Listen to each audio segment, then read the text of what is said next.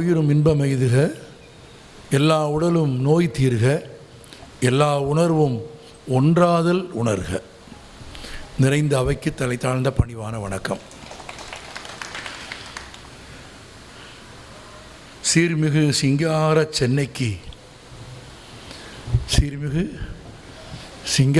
சென்னைக்கு நான் பஞ்சம் பிழைக்க வந்து இந்த மாதத்தோடு 26 ஆண்டுகள் ஆகிறது. சீர்மிகு சிங்கார சென்னைக்கு நான் பஞ்சம் பிழைக்க வந்து இந்த மாதத்தோடு 26 ஆண்டுகள் ஆகிறது. இந்த 26 ஆண்டுகளில் முதன்முறையாக ஸ்ரீ அகண்ட பரிபூர்ண சச்சிதானந்த சபைக்கு வரும் நல்வாய்ப்பை தந்த அனைவரையும் வணங்குகிறேன். அறிவே கடவுள், அறிவே கடவுள், அறிவே சர்க்குரு, சர்க்குருவே கடவுள் என்று போதித்த ஒரு ஞானி எழுந்தறியிருக்கும் இடத்தில் கூடியிருப்பது நமக்கு பெருமையும் நல்வாய்ப்பும் தருகிறது. நான் குருநாதர் என்று என் மனதில் சுவீகரித்திருக்கும் மகாகவி பாரதியாரும் சுத்த அறிவே சிவம் என்று பாடினார். அறிவுதான் சிவம், அறிவுதான் கடவுள் என்பதை உணர்த்திய சான்றோர்கள் எழுந்தருளி இருக்கும் இடத்தில் நாம் கூடுவதும் பேசுவதும் நமக்கு பெருமையும் பேரும் அளிக்கிறது. அதன் தொடர்ச்சியாகத்தான் மகாகவி பாரதியாரின் யுகம் என்று அவர்கள் குறிப்பிடுகிறார்கள். நண்பர்களே, உங்களுக்கு தெரியும், சில 100 1000 ஆண்டுகளைத்தான் ஒரு யுகம் என்று புராணங்கள் குறிக்கிறது. புராணங்களில் கிரேதா யுகம், துவாபர யுகம், சத்திய யுகம், கலியுகம் என்று யுகங்களை பிரித்திருக்கிறார்கள். ஒவ்வொரு யுகமும் பல 100 1000 ஆண்டுகள். ஆனால் பாரதி யுகம் என்ற சொல் இன்றைக்கு தரப்பட்டிருக்கிறது என்றால் ஏறக்குறைய 125-30 ஆண்டுகளுக்கு முன்பு இந்த மண்ணில் பிறந்து வாழ்ந்து மறைந்த ஒரு மகாகவியின் பெயரால் 135 ஆண்டுகளே நிறைவடைந்த சூழலில் அவன் பெயரில் ஒரு யுகம் தோன்றியிருக்கிறது. அவன் பெயரில் ஒரு யுகம் என்று குறிப்பிடுகிற அளவிற்கு நான் இன்னும் எளிமையாக உங்களுக்கு ஒன்றை சொல்ல விரும்புகிறேன். உண்மையில் பாரதி என்பது பெண்பால் பெயர். ஆமாம், அறிவு தெய்வம், கடவுள் தெய்வம், கல்வியின் தெய்வம் என்று நம்புகிற சரஸ்வதியைத்தான் பாரதி என்று குறிப்பார்கள். ஒரு பெண்பால் பெயராக இருந்த கடவுளின் பெயரை ஒரு 13 வயது சிறுவனுக்கு சூட்டிய பிறகு அது ஆண்பால் பெயராகவும் மாறிவிட்டது. இப்போ ஆண்களுக்கும் வைக்கலாம், பெண்களுக்கும் வைக்கலாம் என்கிற அளவுக்கு இருபாலருக்கும் பொதுவான ஒரு பெயராக அது மலர்ந்ததாலோ என்னவோ கற்பு நிலை என்று சொல்ல வந்தால் இரு கட்சிக்கும் அது பொதுவில் வைப்போம் என்று அவர் எழுதினார். நண்பர்களே, நான் இந்த அரங்கத்தில் பாரதியை ஒரு சிறிய விதத்தில் உங்களுக்கு அறிமுகம் செய்ய வேண்டும் என்று விரும்புகிறேன். வாசிப்பின் சிறப்பை, புத்தகத்தின் சிறப்பை நான் வாசித்து மகிழும் அன்பர் ராகவன் ரொம்ப விரிவாக அழகாக சொன்னார். அவரது வாசகர்களில் நானும் ஒருவன். அவர் பேசுகிற போது எனக்கு இருந்த பதட்டமெல்லாம் நான் படிக்காத ஏதாவது புத்தகத்தை அவர் மேற்கோளாக காட்டுவாரா என்பதுதான் ஒரு பதட்டமாக இருந்தது. நல்ல வேளையாக நான் பிழைத்தேன். அவர் பேசிய குறிப்பிட்ட புத்தகமெல்லாம் நானும் படித்த புத்தகமாக இருந்தது. படிப்பின், வாசிப்பின் அவசியத்தை இவ்வளவு சுருக்கமாக சுய வாழ்க்கை அனுபவங்களோடு இணைத்து பேசிய ஒரு பேச்சுக்காக நான் அவருக்கு நன்றி சொல்கிறேன். எனவே நான் அது பற்றி அதிகம் பேசப்போவதில்லை. ஏன் படிக்க வேண்டும், எதனால் படிக்க வேண்டும், படிப்பு என்ன செய்கிறது என்பதையெல்லாம் அவர் ரொம்ப சிறப்பாக சொல்லிவிட்டார். 1882ஆம் ஆண்டு எட்டயபுரத்தின் ஒரு இளைத்த தெருவில் பிறந்த மகாகவி பாரதியார் 39 ஆண்டுகள் தான் இந்த உலகத்தில் வாழ்ந்தார். இளமையிலேயே காலமானவர் பாரதியார். பாரதியார் இறந்து போனார், செத்து போனார் என்றெல்லாம் நான் ஒருபோதும் சொல்ல மாட்டேன். பாரதி காலமானார் என்று தான் குறிப்பிடுவேன். ஏனென்றால் மகாகவி பாரதியாருக்கு பிறகுதான் தமிழில் எழுத வந்த பாரதி கிருஷ்ணகுமாருக்கும் கரிகாலனுக்கும் ராகவனுக்கும் சமத்துவத்தின், விடுதலையின், மேன்மையின், சுதந்திரத்தின், ஏன் ஒற்றுமையின் வலிமையை ஒரு தலைமுறைக்கு அல்ல, ஒரு யுகத்துக்கு எழுதி கொடுத்த ஒரே தொடக்க கவிஞன் பாரதி தான்.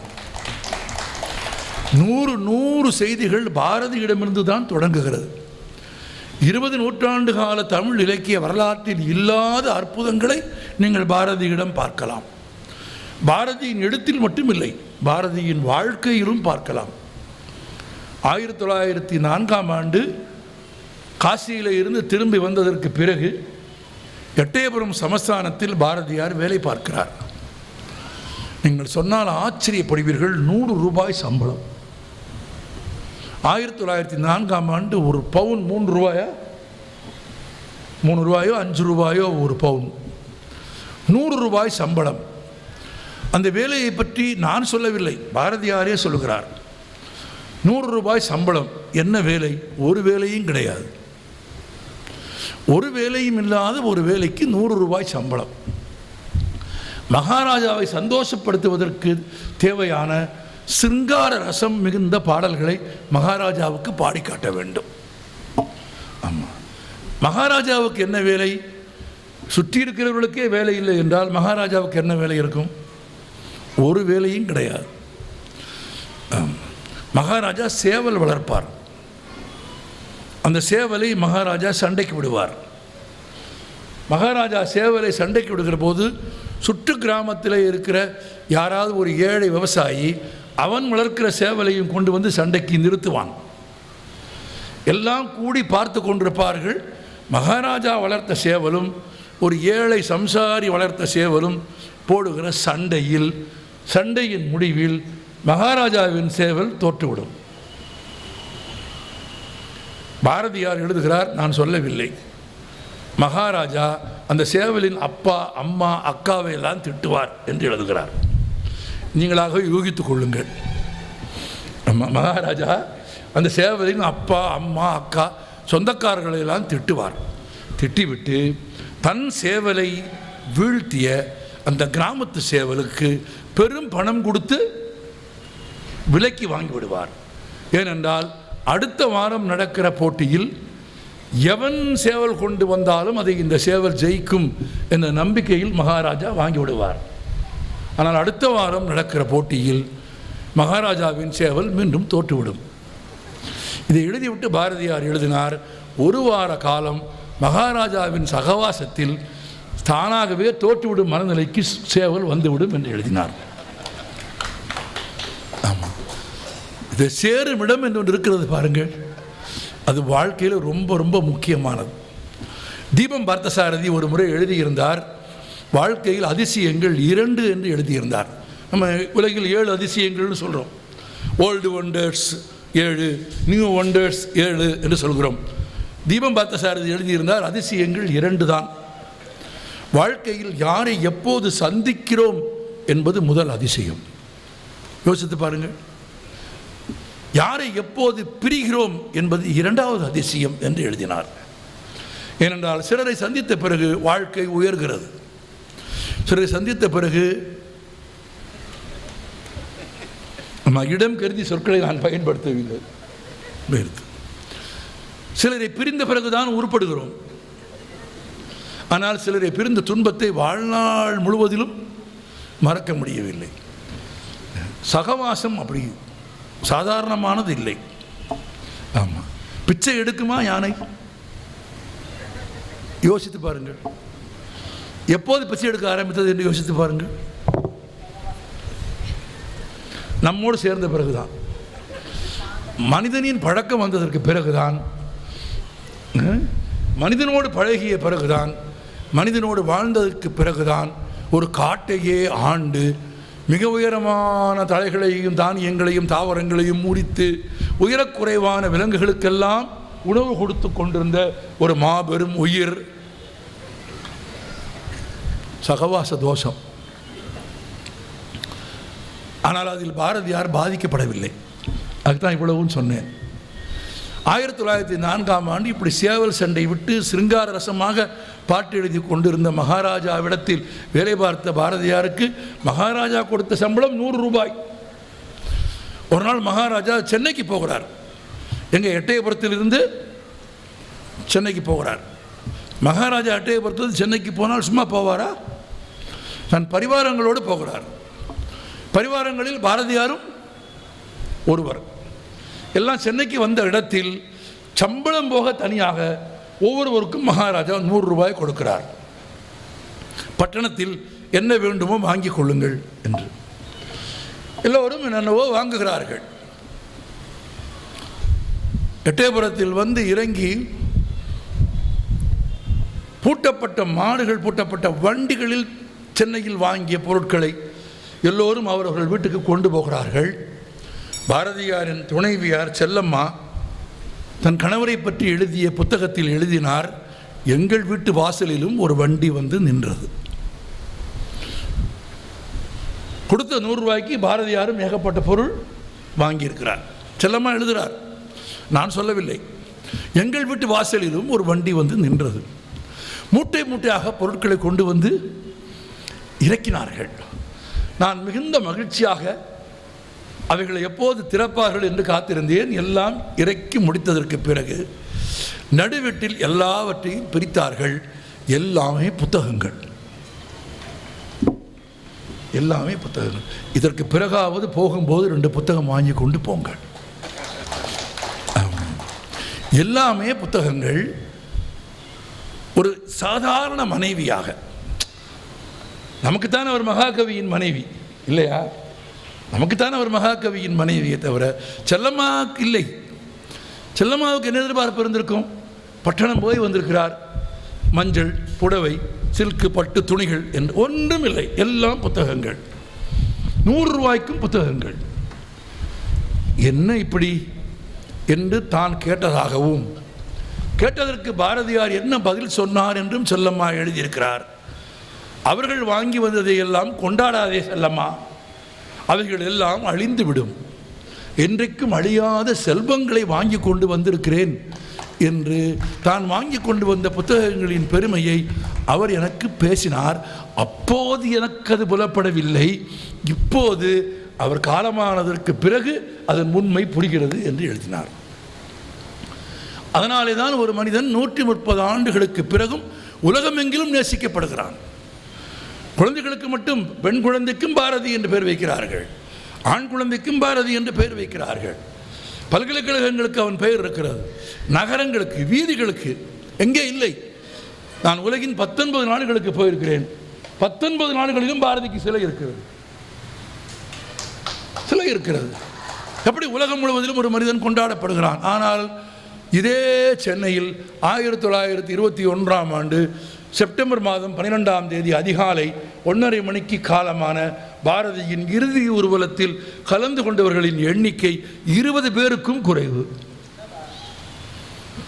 20 பேருக்கும் குறைவான இறுதி ஊர்வலத்தில் இந்த மண்ணை விட்டு புறப்பட்டு போன மனிதன் 100 ஆண்டுகளுக்கு மேலாக உலகமெங்கிலும் வாழ்ந்து கொண்டே இருக்கிறான். ஒரு யுக புருஷனாக ஜொலிக்கிறான். ஏன்? அறிவினாலே தான், வாசிப்பினாலே தான். உங்களுக்கும் எனக்கும் வாசிக்க பாரதியார் நிறைய கொடுத்தார் என்பதை விடவும் ரொம்ப முக்கியம், பாரதியார் நிறைய வாசித்தார். இல்லாவிட்டால் யாமறிந்த புலவரிலே கம்பனை போல், வள்ளுவன் போல், இளங்கோ போல் பூமிதனில் யாங்கனுமே கண்டதில்லை. யாமறிந்த மொழிகளிலே சொல்லுங்க, தமிழ் மொழி போல் இனிதாவது எங்கும் காணோம். மனப்பாட பகுதியில் இருந்திருப்போம், அதனாலேயாவது நீங்கள் மறக்காமல் சொல்ல வேண்டும்.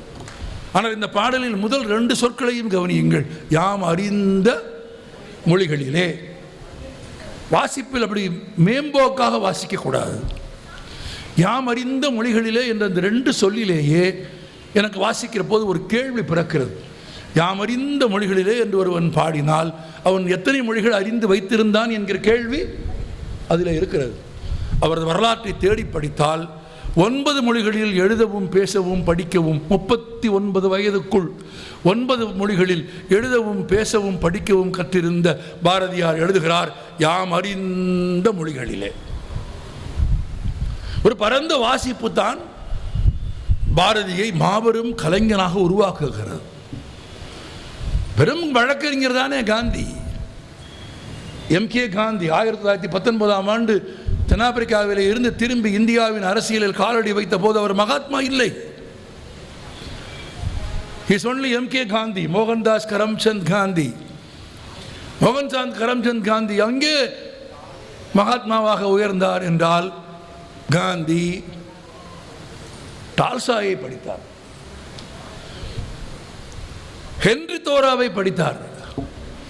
ஹென்றி தோராவின் சிவில் ஒபீடியன்ஸ் என்கிற புத்தகத்தை படித்ததற்கு பிறகுதான் ஒத்துழையாமை இயக்கம் என்கிற வலிமையான ஒரு அரசியல் போராட்டத்தை ஆங்கில ஆட்சிக்கு எதிராக தான் கொண்டு வந்தோம் என்று காந்தியே தன் வாழ்க்கையில் சரிதத்தில் வாக்குமூலமாக குறிப்பிடுகிறார். நீங்கள் ஒரு கணம் படித்து யோசித்து பாருங்கள். அவ்வளவு படித்த காந்தி ஒரு 400 பக்கத்துக்கு ஒரு புத்தகம் இருக்கிறது, அவ்வளவுதான் பாரதியார் எழுதியிருக்கிறார் என்று இல்லை. பாரதியார் கவிதை எழுதியிருக்கிறார், பாரதியார் தமிழில் உரைநடை எழுதியிருக்கிறார், இப்போது அதிகம் கொண்டாடப்படும் ஹைக்கூ என்கிற அந்த புதிய நவீன கவிதையின் தொடக்கமான வசன கவிதையை பாரதியார் எழுதியிருக்கிறார், பாரதியார் சிறுகதை எழுதியிருக்கிறார், பாரதியார் ஒரு நாவல் எழுதுகிறார், அதை பாதியில் எழுதுகிற போதே அவர் காலமாகிவிட்டார். பாரதியார் மொழிபெயர்ப்பு செய்திருக்கிறார், பாரதியார் பத்திரிகை நடத்தியிருக்கிறார். யோசித்து பாருங்கள், பாரதி ஒரு கவிஞன், ஒரு சிறுகதை எழுத்தாளன், ஒரு நாவலாசிரியன், ஒரு மொழிபெயர்ப்பாளன், ஒரு நாடகாசிரியன், ஒரு பேச்சாளன், ஒரு பாடகன், ஒரு கவிஞன், ஒரு விடுதலை போராட்ட வீரன். இவ்வளவு 39 ஆண்டுகளுக்குள்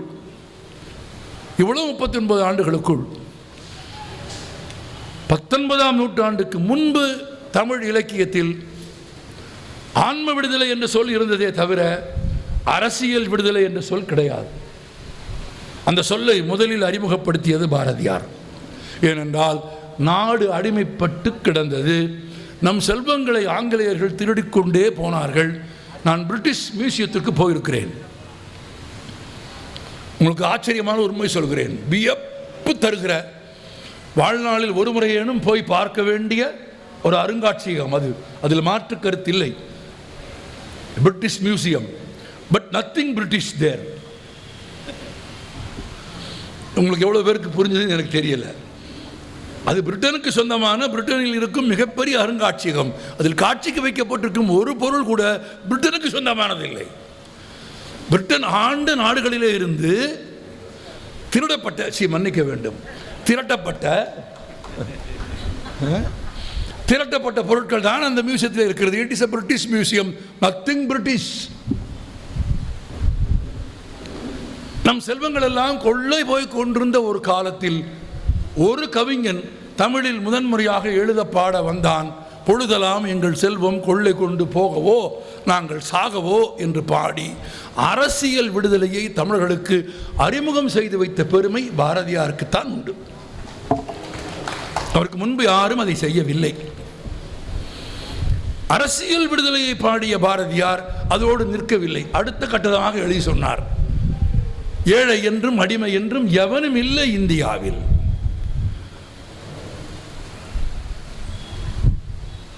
இல்லையா?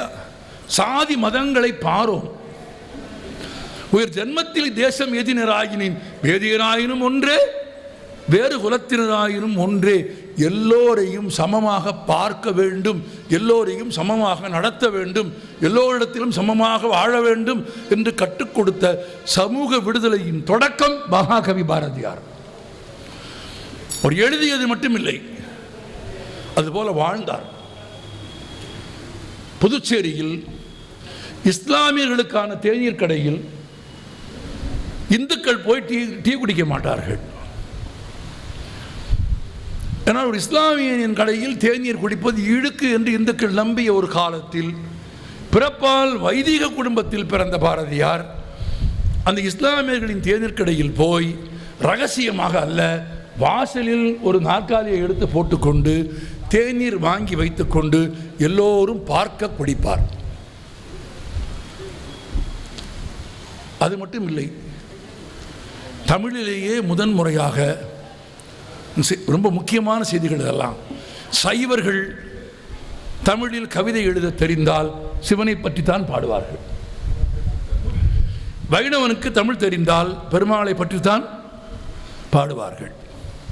எங்கிருந்தோ வந்து இங்கு தமிழ் படித்த ஜோசப் கான்ஸ்டைன் பெஸ்கி என்கிற வீரமாமுனிவர் கூட தேம்பாவணி தான் எழுதினார். உமறு புலவர் என்ன எழுதினார்? சீராபுராணம் எழுதினார்.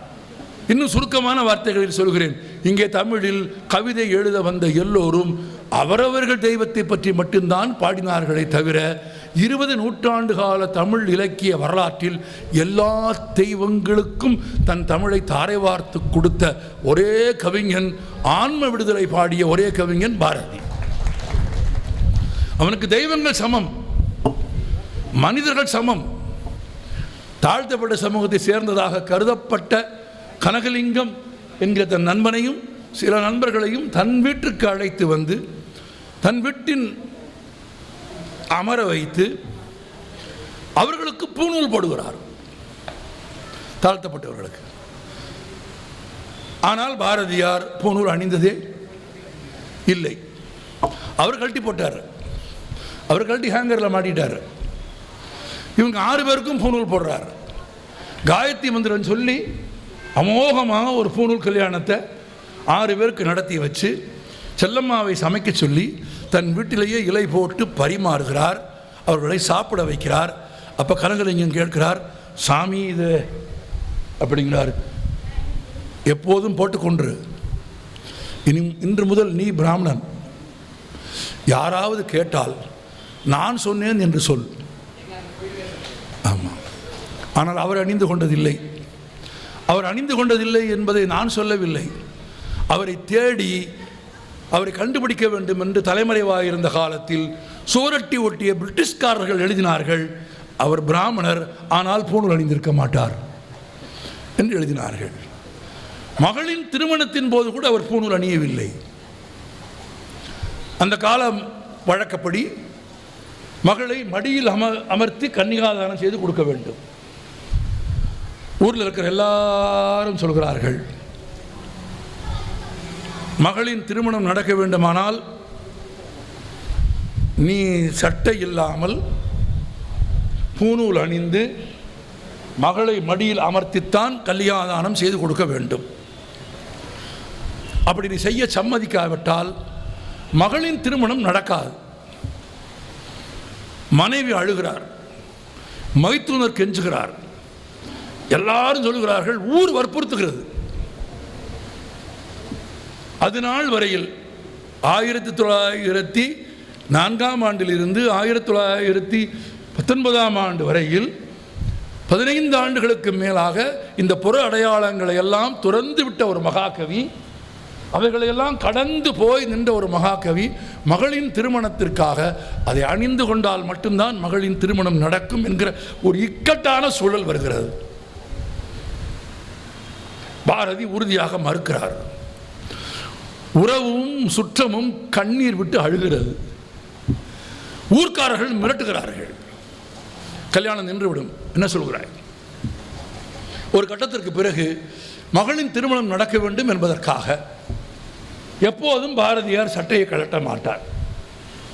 அவருடைய வாழ்க்கை வரலாற்றை எழுதி எல்லோரும் எழுதியிருக்கிறார்கள். அவர் கொஞ்சம் மெலிந்த தேகம், அதனால் சட்டை இல்லாமல் இருப்பது பாரதிக்கு எப்பவுமே பிடிக்காது. எப்பவும் ஒரு மேலே ஒரு சட்டை போட்டு ஒரு கோட்டு போட்டுட்டு தான் இருப்பார். சட்டை இல்லாமல் பிறந்த மேனியோடு பாரதியை யாரும் பார்த்ததில்லை. இதை இன்னொரு சந்தர்ப்பத்தில் பாரதிதாசன் சொன்னார்.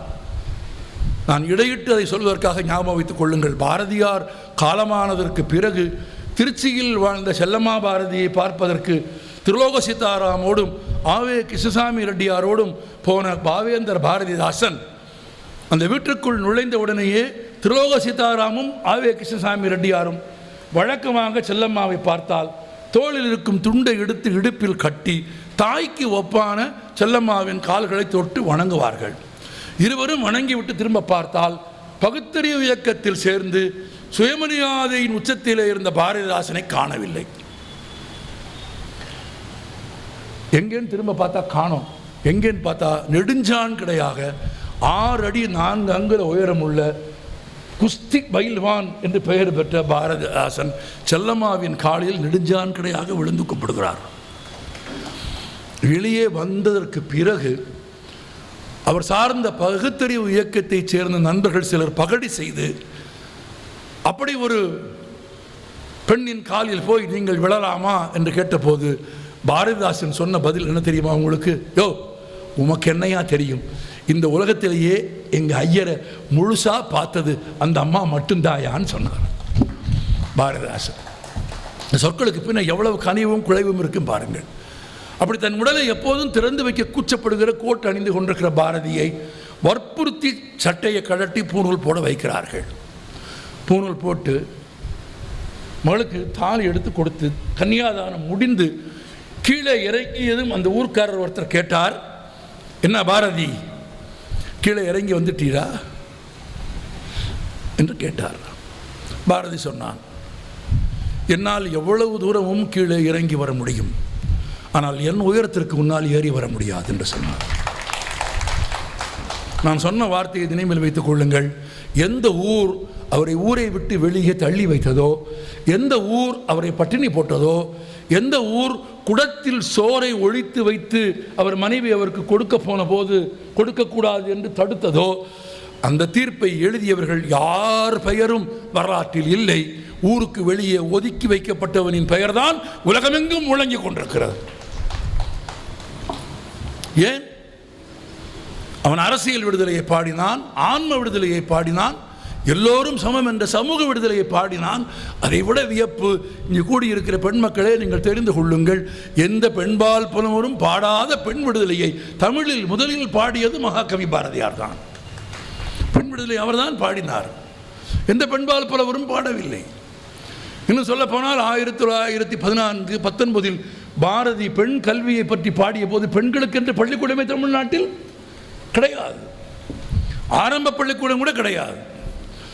ஒரு குறைந்தபட்ச பள்ளிக்கூடம் கூட இல்லாத தமிழ் சூழலில் பட்டங்கள் ஆழ்வதும் சட்டங்கள் செய்வதும் பாரினில் பெண்கள் நடத்த வந்தோம் என்று பெண்ணின் விடுதலையை, பெண் விடுதலையை, அரசியல் விடுதலையை, சமூக விடுதலையை, ஆன்ம விடுதலையை, மானுட விடுதலையை முழங்கி பாடியவர் பாரதியார் தான். எல்லா ஊர்களிடத்திலும் நான் உங்களுக்கு சொல்கிறேன் நண்பர்களே, 1915ஆம் ஆண்டு நல வருஷம் கார்த்திகை மாதம் ஒரு புதன்கிழமை இரவு புதுச்சேரியை ஒரு புயல் தாக்குகிறது. நிறைய வீடுகள் தரைமட்டமாகி விடுகிறது. ஏழை எளியவர்கள் சாப்பாட்டுக்கு வழி இல்லாமல் நிற்கிறார்கள். பாரதியும் அவன் நண்பர்களும் சேர்ந்து வசதி உடையவர்களின் வீடுகளிலே போய் அரிசி வாங்கிட்டு வந்து அதை பொடித்து குருணையாக்கி கஞ்சி ஆக்கி எல்லாவற்றையும் இழந்த மக்களுக்கு குடிப்பதற்கு கொடுக்கிறார்கள். கஞ்சி கொடுக்கிறார்கள். கஞ்சி காய்ச்சி வந்து விட்டது. எல்லோரும் கூடியிருக்கிறார்கள். எல்லோருக்கும் கஞ்சி கொடுத்து கொண்டிருக்கிறார்கள். நண்பர்கள் தேடுகிறார்கள், பாரதியை காணவில்லை. எங்கே பாரதி என்று கேட்கிறார்கள். 4-5 பேரை அழைத்துக் கொண்டு பாரதி எங்கோ போய்விட்டார் என்கிறார்கள். எங்கே போனார் என்று விசாரிக்கிறார்கள். விசாரித்து என்ன நடந்தது என்று பின்னால் பாரதி வரலாற்று ஆசிரியர்கள் எழுதுகிறார்கள். பசித்த மக்களுக்கு கஞ்சி கொடுப்பதற்கு ஏற்பாடு செய்துவிட்டு பாரதி தன் நண்பர்களோடு புறப்பட்டு போய் புயலில் மரங்கள் எல்லாம் கீழே சாய்ந்த பிறகு மரங்களில் கூடி கட்டியிருந்த பறவைகள் பல மழையில் நனைந்து, காகங்கள், குருவிகள், பல பறவைகள் மழையில் நனைந்து வேறு வழி இல்லாமல் விரைத்து இறந்து கிடந்த பறவைகளின் உடல்களை நண்பர்களோடு போய் சேகரித்து அந்த இறந்த பறவைகளின் எல்லாவற்றின் உடலையும் புதுச்சேரி முழுவதிலும் நடந்து போய் சேகரித்து மனிதர்களுக்கு செய்வது போல் இறுதிச் சடங்கு செய்தார் பாரதியார் என்று எழுதியிருக்கிறார்கள். அப்படி செய்தவன் எழுதியிருக்கிறான், காக்கை குருவி எங்கள் ஜாதி என்று எழுதியிருக்கிறான். ஒன்றை எழுதுவதற்கு ஒரு யோக்கியதை வேண்டும் இல்லையா? ரொம்ப முக்கியம். அது எழுதுவதை விடவும் எழுதுவதற்கான யோக்கியதை ரொம்ப முக்கியம். எழுதுவது போல வாழ்வது, எழுதுவது போல வாழ்ந்திருப்பது. ஆமாம், பாதகம் செய்பவரை கண்டால் பயங்கொள்ளலாகாது பாப்பா. ஒரு தவறு நடந்தால் அந்த கணமே அறச்சீற்றத்தோடு எதிர்க்க வேண்டும் என்கிற பண்பை எழுதியது மட்டும் பாரதியின் சிறப்பில்லை, கடைப்பிடித்ததும் பாரதியின் சிறப்பு. ஒன்றுமில்லை, இதே மாதிரி ஒரு ஊரில் கிராமத்தில் நாடகம் நடக்குது. நாடகத்துக்கு பாரதியார் நண்பர்களோடு போகிறார். அது ஒரு துன்பியல் நாடகம். ஆமாம், ட்ராஜடியான ட்ராமா. நண்பர்கள் பாரதியார் எல்லாம் உட்காந்து பார்த்துக்கிட்டு இருக்காங்க. நாடகத்தினுடைய கடைசி காட்சி, கடைசி கதாநாயகன் விஷம் அறிந்து விட்டு ஒரு பாடல் பாடிவிட்டு செத்து போக வேண்டும். இதுதான் நாடகத்தினுடைய அமைப்பு, எதிர்பார்க்கப்பட்ட அமைப்பு. அவன் விஷம் குடிக்கிறான். ஊரே துக்கமாக பார்க்கிறார். அவன் ஒரு பாட்டு பாடுகிறான், யாருக்காக. அது மாதிரி ஒரு பாட்டு பாடுகிறான், துக்கமாக ஒரு பாட்டு பாடுறான். பாடி முடித்தான், ரெண்டாவது பாட்டும் பாடுறான். எல்லாரும் அப்படியே பொறுமையாக சபை நாகரிகம் கருதி அமைதியாக பார்த்துட்டு இருக்காங்க. அவன் மூணாவது பாட்டு பாட ஆரம்பித்தான். பாரதியார் எந்திரிச்சார். விஷம் குடித்து விட்டா அல்லவா, செத்துப்போ, அவ்வளோதான், ஒரு தயக்கம் இல்லை. விஷம் குடித்து விட்டா அல்லவா, செத்துப்போ, உயிரோடு இருந்து விஷத்தையும் கேவலப்படுத்தாதே, தொடர்ந்து பாடி இசையையும் கேவலப்படுத்தாதே. இவ்வளோதான் அந்த கணம், அந்த நிமிஷத்தில் அப்படியே ஒரு தயக்கமும் இல்லை. உள்ளத்தில் உண்மை ஒளி உண்டாயின் வாக்கினிலே ஒளி உண்டாம், அது இருந்தது பாரதிக்கு. இதே சென்னையில் காந்தியை பார்க்க போகிறார். காந்தி இடத்தில் என்ன கேட்கிறார், நாளை பொதுக்கூட்டத்தில் பேசுகிறோம், நீங்கள் தலைமை தாங்க முடியுமா? காந்திக்கு அவர் யாருன்னே தெரியாது. அங்கே நின்றவர்களும் அறிமுகப்படுத்தலை. இன்னும் சொல்ல போனால் யாரையும் உள்ளே விடக்கூடாது, முக்கியமான கூட்டம் என்று 1919ஆம் ஆண்டு அந்த கூட்டம் நடக்கிறது. வெளியே 2 பேர் காவல் இருக்கிறார்கள். ஒன்று மகாதேவ தேசாய், காந்தியின் உதவியாளர். இன்னொன்று அக்ரஹாரத்து அண்ணா என்று அழைக்கப்பட்ட வா ராமசாமி என்கிற வாரா ஏற்கனவே பாரதியின் சீடர். 2 பேரும் வெளியே காவல் நிற்கிறாங்க. உள்ள காந்தி மிக முக்கியமான தலைவர்களோடு ஆலோசனை நடத்தி கொண்டிருக்கிறார். யாரையும் உள்ளே விடக்கூடாது என்று உத்தரவு. 2 பேர் காவல். பாரதியார் வருகிறார். வாரா எழுதுகிறார். தடுத்து நிறுத்த வேண்டும் என்றுதான் நான் நினைத்தேன்.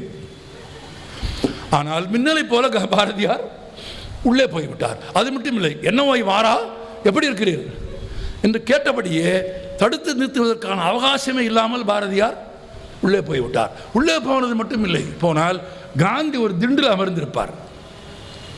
அது சௌரியத்திற்காக அல்ல. நம்ம தரையில் அமர்ந்தால் அவருக்கு மெலிந்த தேகம் வலிக்கும், அதுக்காக திண்டில் உட்காந்துருப்பார். எல்லாரும் மரியாதைக்கறி திண்டுக்கு வெளியே கீழே உட்காந்துருப்பாங்க. பாரதி அப்படிலாம் இல்லை, நேராக போனார், அந்த திண்டிலேயே அமர்ந்து கொண்டார். மிஸ்டர் காந்தி, ஆங்கிலத்தில் மிஸ்டர் காந்தி, நாளை திருவல்லிக்கேணியில் ஒரு பொதுக்கூட்டத்தில் நாம் பேசுகிறோம், நீங்கள் தலைமை தாங்க முடியுமா? வந்தவர் யார் என்று யாரும் சொல்லவில்லை. ஆச்சரியமான உண்மை பாருங்கள். இவன் யாரு, எதற்காக உள்ளே விட்டீர்கள், இவர் யார் என்று காந்தியும் கேட்கவில்லை. பெரிய மகான்கள், மாமனிதர்கள் ஒருவரை ஒருவர் அறிந்து கொள்கிறார்கள். காந்தி சொல்கிறார், ஒரு நிமிடம் மகாதேவ், நாளைக்கு நமக்கு என்ன வேலை என்று கேட்கிறார். உடனே காந்தியினுடைய நிகழ்ச்சி நிரலை தேடி பார்த்து விட்டு மகாதேவதையை சொல்கிறார், நாளை நீங்கள் ஹிந்தி பிரச்சார சபாவில் பேசுகிறீர்கள், நாளை மறுநாள் என்று காந்தி கேட்கிறார். மகாதேவர் மகிழ்ச்சியோடு சொல்கிறார், நாளை மறுநாள் ஒரு வேலையும் இல்லை. காந்தி சொல்கிறார், மிஸ்டர், நாளை என்னால் வர முடியாது, நாளை மறுநாள் நான் வருகிறேன் என்று சொல்கிறார். நீங்கள் இன்றைக்கு நடக்கிற சமூக அரசியல் நிகழ்ச்சிகளை அதிகாரத்தில் இருப்பவருக்கு கீழே கைபணிந்து நிற்கிறவர்களையெல்லாம் கற்பனை செய்து கொண்டு இந்த காட்சியை பார்க்க வேண்டும். இந்திய அரசியலின் உச்சமாக அறியப்பட்ட காந்தி சொல்கிறார், அவர் யார் என்று தெரியாமலேயே காந்தி சொல்கிறார், நாளை என்னால் வர முடியாது, நாளை மறுநாள் நான் வரலாம் என்று இருக்கிறேன், வரலாமா என்று காந்தி கேட்கிறார். நாம இருந்தால் அல்லது இந்த காலத்தில் என்ன சொல்லியிருப்போம், ஐயா வந்தாலே போதும். இல்லை, பாரதி சொல்லவில்லை. நாளை வர முடியுமா? நாளை இருந்தால் வர முடியாது. நாளை கூட்டம் திட்டமிட்டபடி நடக்கும். யார் சொல்றா? பாரதி. அடுத்த வார்த்தை சொல்றேன், உமக்காக பாரத மாதா காத்து கொண்டிருக்க மாட்டாள். நமக்காக பாரத மாதா காத்து கொண்டிருக்க மாட்டாள். நாளைய கூட்டம் திட்டப்படி நடக்கும். உங்களுடைய இயக்கத்திற்கு என்னுடைய ஆசீர்வாதங்கள். போயிட்டார். எவ்வளோ வேகமாக வந்தாரோ அவ்வளோ வேகமாக போயிட்டார். போன பிறகு தான் காந்தி கேட்டார், ஹூ இஸ் திஸ் அப்படின்னு. அப்புறம் தான் சொன்னாங்க, he is a Tamil poet. அடுத்த கணம் காந்தி சொன்ன வார்த்தை, take care of him. But nobody took care. அடுத்த முறை 1921ஆம் ஆண்டு மறுமுறை காந்தி தமிழ்நாட்டிற்கு வந்தபோது பாரதி இல்லை. பாரதி காலமாகி இருந்தார். பாரதி இல்லை, காலமாகிவிட்டார் என்கிற செய்தியை வாராவிடத்திலே தான் கேட்டு தெரிந்து கொள்ளுகிறார் காந்தியார். இப்போ வாரா சொல்கிறார், இன்னும் சில தினங்களில் செப்டம்பர் 12ஆம் தேதி வருகிறது. அவரது நினைவு நாளை நாங்கள் கொண்டாடப் போகிறோம். நீங்கள் தமிழ்நாட்டிற்கு வந்திருக்கிறீர்கள். எனவே அவருடைய நினைவு நாளுக்கான ஒரு அஞ்சலி குறிப்பை, ஒரு வாழ்த்து செய்தியை நீங்கள் எங்களுக்கு எழுதி தர வேண்டும் என்று வாரா காந்தி இடத்தில் கேட்கிறார். காந்தி சொல்கிறார், அவசியம் எழுதி தருகிறேன். ஆனால் உங்கள் மொழியின் மாபெரும் கவிஞனுக்கு நான் உங்கள் மொழியிலே தான் அஞ்சலி செலுத்த வேண்டும் என்று விரும்புகிறேன். எனவே நான் எப்படி தமிழில் அஞ்சலி குறிப்பை எழுத வேண்டும் என்று எனக்கு நீங்கள் எழுதி காட்டுங்கள். அதுபோலவே அதை பார்த்து நான் எழுதுகிறேன் என்றார். நான் சொல்வதை நீங்கள் காட்சிப்படுத்தி பாருங்கள். மனதுக்குள் தமிழ் எழுத தெரியாத, தமிழில் படிக்க தெரியாத காந்தியிடத்தில் பாரதி ஞாபகார்த்த பிரயத்தனங்களுக்கு என் ஆசீர்வாதங்கள் மோகா காந்தி என்று ஒரு காகிதத்தில் எழுதி கொடுக்கிறார்கள். புதிதாக பள்ளிக்கூடத்தில் சேர்ந்து ஆ ஆ எழுதுகிற ஒரு குழந்தை போல அந்த பேப்பரை பார்த்து பார்த்து தமிழில் பாரதி ஞாபகார்த்த பிரயத்தனங்களுக்கு என் ஆசீர்வாதங்கள் மோகா காந்தி என்று காந்தி தமிழ் கவிஞனுக்கு தமிழில் எழுதிய அஞ்சலி குறிப்பின் அசல் கடிதம் மதுரை காந்தி மியூசியத்தில் இருக்கிறது. போனால் பாருங்கள். அப்படி ஒரு யுகக்கவிஞனாக ஒரு மனிதன் வாழ்ந்திருக்கிறான். நான் நிறைவாக ஒரு செய்தி உங்களுக்கு சொல்ல விரும்புகிறேன். இந்த இடம் சார்ந்து சொல்வதால் சொல்கிறேன். ரொம்ப அழகாக சொன்னார் ராகவன். பக்தி வேறு, ஆன்மீகம் வேறு. பக்தி இலக்கியத்திலும் 20 நூற்றாண்டு கால தமிழ் இலக்கியத்தில் யாரும் செய்யாத புதுமையை செய்த முதல் புலவன் பாரதி மட்டும்தான். வேறு யாரும் செய்யலை. ஆமாம், 20 நூற்றாண்டு கால பக்தி இலக்கியத்தையும் நீங்கள் எடுத்துக்கொண்டால் பாடுகிறவர் ஆணாக இருந்தாலும் தன்னை பெண்ணாக உருவகித்து இறைவனை ஆணாக வைத்துத்தான் பாடுவார்கள். என்றால் ஆன்மீகத்திலே புருஷ சூக்தம் என்று ஒன்று உண்டு. புருஷ சூக்தம் என்பதற்கு பொருள் பகவான் ஒருவனே ஆண், பிற உயிர்கள் எல்லாம் பெண்கள். ஆணாக இருந்தாலும் பெண். எனவே பாடுகிறவர்கள் தன்னை பெண்ணாக்கி, நம்மாழ்வார் ஒரு ஆண் தன்னை பெண்ணாக்கி பாடுகிற போது கூட குழந்தை கிருஷ்ணர் தன் மடியில் ஏறி எப்படி பால் அருந்த வேண்டும் என்று அழகுற தமிழில் எழுதுவார். அப்படித்தான் பக்தி இலக்கியம் இருந்தது. எல்லாரும் பெண், இறைவன் ஒருவன் தான் ஆண். அந்த 20 ஆண்டு கால பக்தி இலக்கிய மரபை படித்து அறிந்துவிட்டு பாரதி மீறுகிறான். முதல் முறையாக தன்னை ஆணாக வைத்துக்கொண்டு இறைவனை பெண்ணாக மாற்றி கண்ணம்மாவை காதலியாக மாற்றியவன் பாரதி மட்டும்தான். நான் தொகுத்து சொல்கிறேன். 20 நூற்றாண்டு கால தமிழ் இலக்கிய வரலாற்றில் ரொம்ப முக்கியமாக ஒன்று சொல்லிவிடுகிறேன் நான். அதற்கு முன்பு தமிழில் எழுதப்பட்ட கவிதை என்பது, பெரும்பாலும் தமிழ் இலக்கியம் என்பது 19ஆம் நூற்றாண்டின் முற்பகுதி வரை கவிதை தான். பிறகுதான் உரைநடை இலக்கியம் ஐரோப்பிய இலக்கியங்களுக்கு பிறகு அதிகமாகிறது. இன்றைக்கு நீங்கள் படிக்கிற நாவல், சிறுகதை, பத்தி, கட்டுரை, இதில் எழுதப்பட்டிருக்கும் உரைநடைக்கு வயது 150 அல்லது 180, அவ்வளவுதான். அதிலும் துவக்க கால உரைநடையை நீங்கள் படிக்கவே முடியாது. ஏறக்குறைய சமஸ்கிருத சொற்கள் கலந்த மணிப்பிரவாள நடையிலே தான் பழைய உரைநடை இருந்தது. அப்படி இல்லாமல் தமிழை தமிழாக எழுதிய உரைநடைக்கு சொந்தக்காரர் பாரதியார். அதற்கு முன்பு எழுதப்பட்ட கவிதையை படிப்பதற்கு, படித்து பொருள் புரிந்து கொள்வதற்கு ஒருவர் துணை வேண்டும். ஒரு தமிழாசிரியன், ஒரு உரையாசிரியன் உதவி இல்லாமல் ஒரு தமிழ் பாடலை நீங்கள் புரிந்து கொள்ளவே முடியாது. இப்போ நான் ஒரு பாட்டு சொல்லுகிறேன். எனது அடங்கை இனி வளவ துங்க நருள் எனது மகிழ்ந்து இரவு கனவினடை தனது அடங்கள் மிசை நகம் நடந்த குறி தடவு வீர்கடைகள் திறமினோ. தமிழ் தான்.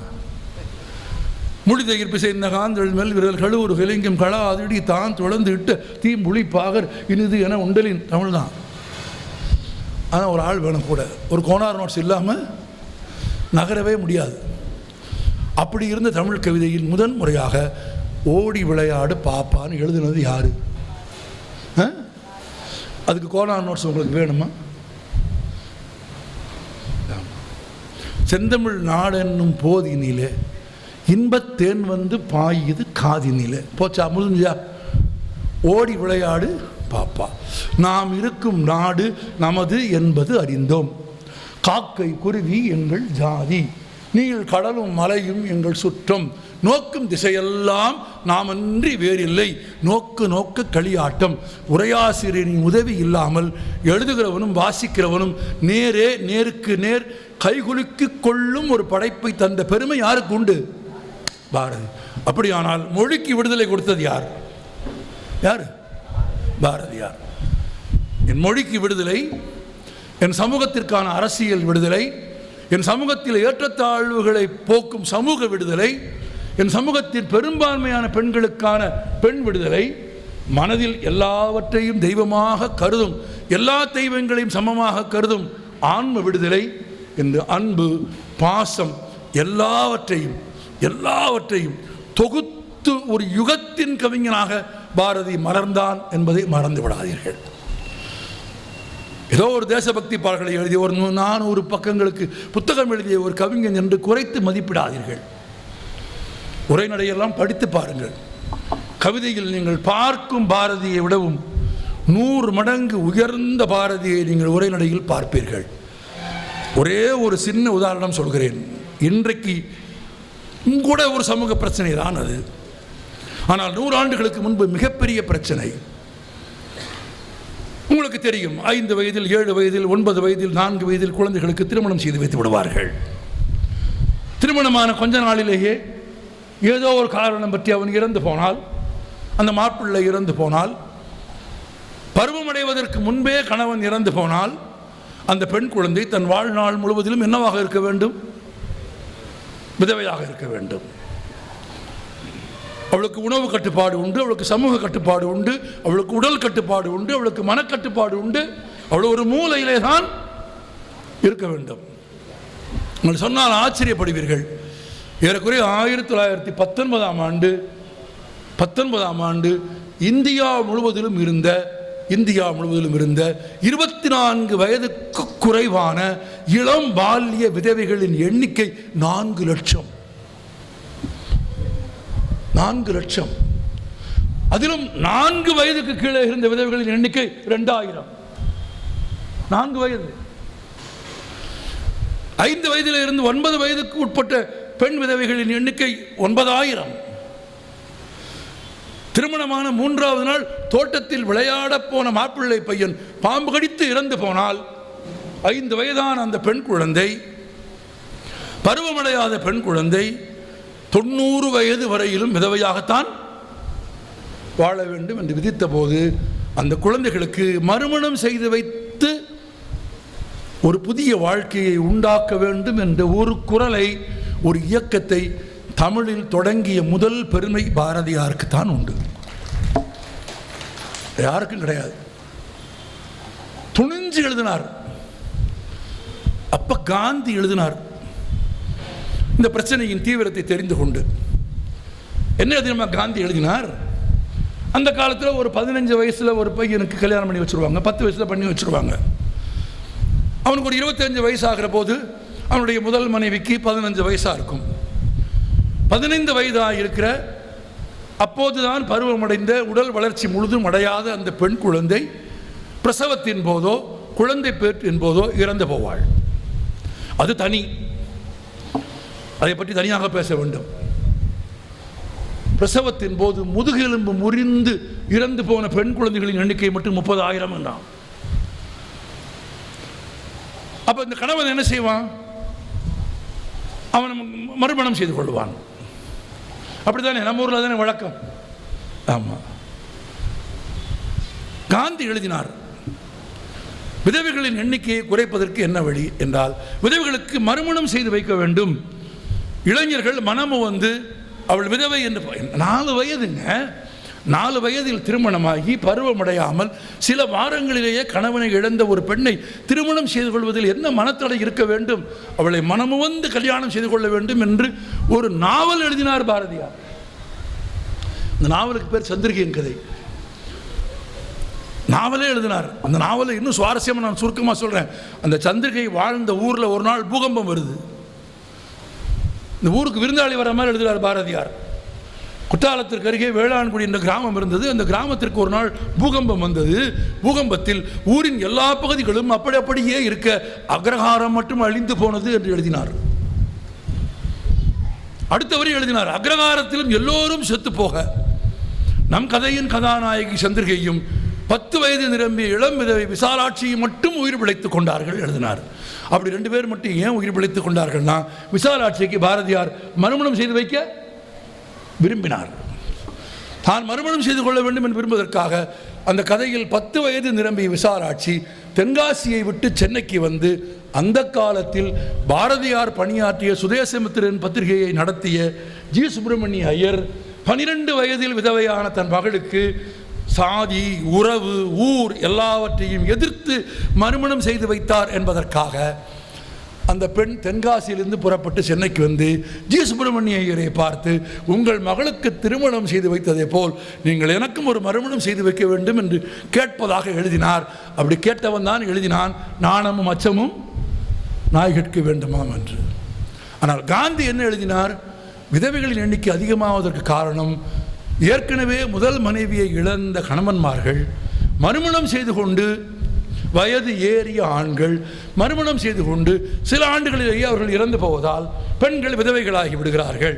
எனவே வயது ஏறிய ஆண்கள், வயது ஏற 25-30 வயசு, வயது ஏறிய ஆண்கள் பெண்களை மறுமணம் செய்து கொள்ளாமல் இருந்தால் விதவைகளின் எண்ணிக்கை குறையும்னு காந்தி எழுதுகிறார். இதை படித்தவங்கெல்லாம் பாராட்டுறாங்க. பாரதி கட்டுரையில் எழுதுகிறான், மிஸ்டர் காந்தி, இதே வார்த்தை தான், மிஸ்டர் காந்தி பெண் விதவைகளின் எண்ணிக்கையை குறைப்பதற்கு ஆலோசனை கேட்டால் ஆண் விதவைகளின் எண்ணிக்கையை அதிகரிப்பதற்கு ஆலோசனை சொல்லுகிறீர். முடிஞ்சு போச்சு.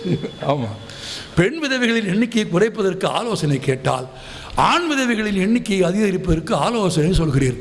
உமது யோசனை காரிய சாத்தியமற்றது, பயனற்றது. மன உறுதியுடன் தீரமுடன் இளைஞர்கள் முன் வந்து விதவையாக இருக்கிற குழந்தைகளையும் இளம்பெண்களையும் திருமணம் செய்து கொள்வது ஒன்றுதான் இந்த பிரச்சனைக்கு தீர்வு என்று நேர்பட பேசிய, நேர்பட எழுதிய ஒரு மகா கவிஞனின் யுகம் எது. நான் நினைப்பது போல், நீங்கள் நினைப்பது போல் ஒரு மணி நேரத்திற்குள்ளெல்லாம் நீங்கள் பாரதியை அடக்கிவிடவே முடியாது. நான் சொல்லியிருப்பது மிக மிக மிக மிக குறைவானது. அவர் வாழ்க்கையின் ரசமான பகுதிகளில் அவர் எழுதிய வாழ்க்கையின் மிக உயர்ந்த எழுத்துக்களில் இருந்து சில துளிகளை உங்களுக்கு சொல்லியிருக்கிறேன். அதுவும் ஏன் இங்கு இந்த தலைப்பை கொடுத்ததற்காக நான் பாராட்டுகிறேன். அறிவே சத்குரு என்று சொல்லுகிற ஒரு அற்புதமான இடத்தில் அறிவை தெய்வமென்று கொண்டாடிய பாரதியை பேசும் நல்வாய்ப்பு மகத்தானது என்று நான் கருதுகிறேன். இன்னொரு விதத்தில் இந்த சிறிய புத்தக விழாவிற்கு வந்திருக்கும் பார்வையாளர்களை பற்றி நான் ஒரு வார்த்தை சொல்ல வேண்டும் என்று விரும்புகிறேன். நாங்கள் நிறைய திருவிழாக்களுக்கு, புத்தக திருவிழாக்களுக்கு, நிறைய கூட்டங்களுக்கு போகிறோம்.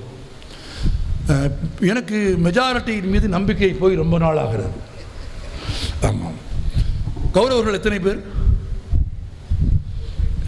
கௌரவர்கள் எத்தனை பேர்? 100 பேர். எண்ணிக்கை யார் அதிகம்? கௌரவர்கள். பாண்டவர்கள் எத்தனை பேர்? 5 பேர். சிறுபான்மை தான்.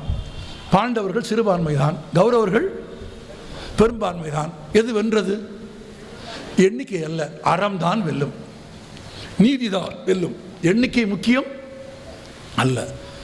நீண்ட நாள் மேடை அனுபவத்திற்கு பிறகு சொல்கிறேன், இப்படியான ஒரு அறிவையே சத்குருவாக கருதிய ஒரு மனிதர் எழுதியிருக்கும் ஒரு அற்புதமான இடத்தில் இன்னும் சில நாட்கள் நீடிக்கப் போகிற இந்த புத்தக திருவிழாவுக்கு வந்திருக்கிற இந்த பார்வையாளர்களின் அவர் உரையையும் எனது உரையையும் இமைக்காமல் எங்களை பார்த்து இவர்கள் ஒழுங்காக பேசுகிறார்களா என்ன என்று ஆழ்ந்து கவனித்து கேட்டு சிரத்தையோடு கேட்ட சிறந்த பார்வையாளர்களை மிக நீண்ட நாட்களுக்கு பிறகு சந்திக்கும் பெருமகிழ்ச்சியில் இதுதான் வாழ்க்கையில் எது அதிசயம், சந்திப்பதும் பிரிவதும்.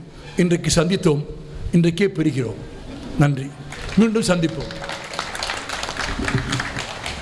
ரொம்ப சிறப்பான ஒரு பிகே அவர்கள், பாரதி கிருஷ்ணன் அவர்கள் சொன்ன மாதிரி நாங்கள் இமைக்காமல் கேட்டுக்கொண்டிருந்தோம், உங்களையே பார்த்து கொண்டிருந்தோம். மிக அற்புதமான இந்த 2 உரைகள் என்று எங்களுக்கும் ஒரு வரம்தான், சத்குருவுடைய வரமாகவும் நாங்கள் எடுத்துக்கொள்கிறோம்.